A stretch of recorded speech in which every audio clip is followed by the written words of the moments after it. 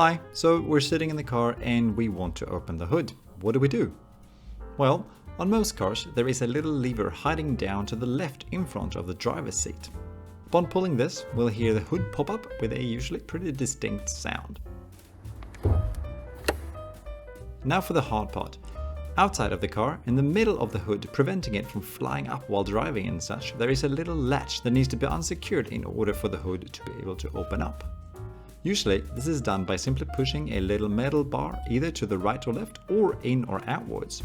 On this particular model, which is a 2016 Ford S-Max, we need to push the mechanism to the right to make it let go of the hood. While holding the lock to the right, we can then easily lift the hood up. Some cars have built-in mechanical gas arms that holds the hood in place, but here we also have to secure it in an upright position using the little lifting arm. And that's how you open the hood. When you close it, be sure to give it a gentle but firm press downwards to make it close completely. Thank you for watching, have a nice day, bye!